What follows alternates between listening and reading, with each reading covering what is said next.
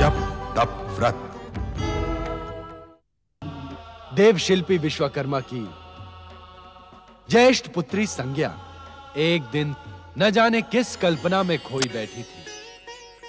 उसी समय उसकी छोटी बहन बहिष्मति ने कक्ष में प्रवेश कर अपनी दीदी संज्ञा की तंद्रा तोड़ने का प्रयास किया।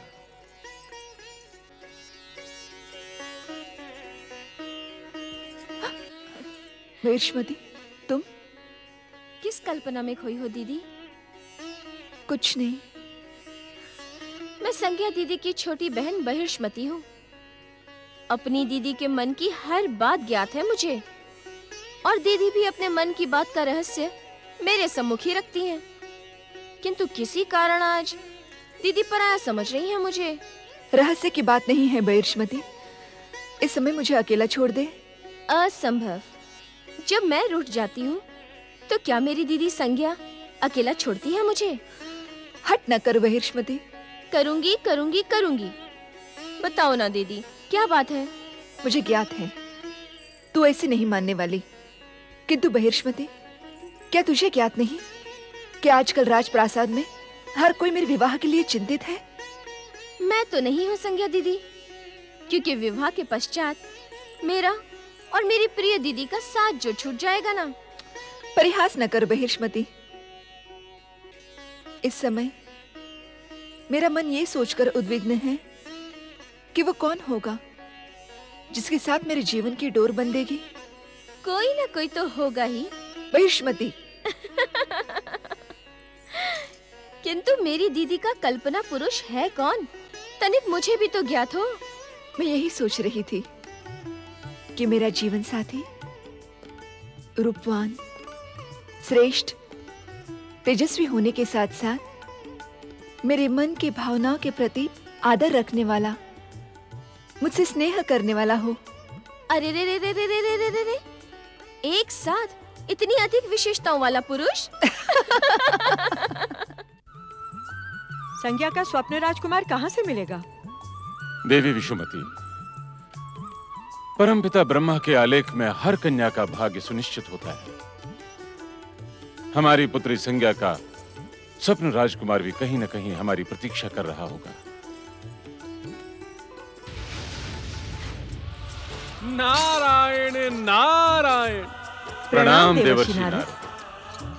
देव शिल्पी विश्वकर्मा देव, मैं आप दोनों की उद्विग्नता दूर करने के लिए ही प्रकट हुआ हूं।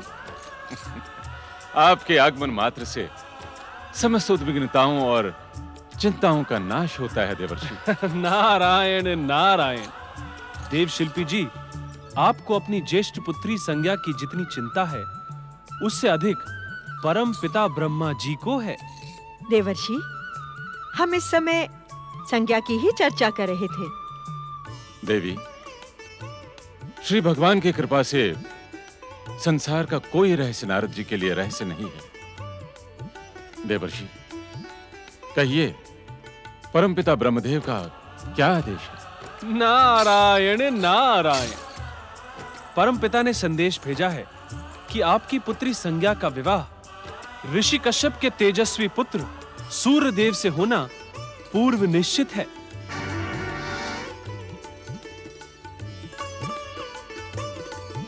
नारायण नारायण। किंतु सूर्यदेव को जामाता के रूप में प्राप्त करना इतना सरल नहीं है। भगवान भास्कर को जामाता के रूप में प्राप्त करने के लिए आप दोनों को तप द्वारा उन्हें प्रसन्न करना होगा। अवश्य देवर्षि। मेरी पुत्री को सूर्यदेव जैसा तेजस्वी पुरुष मिले, इससे अधिक सौभाग्य एक कन्या के माता पिता के लिए और क्या हो सकता है? नारायण नारायण।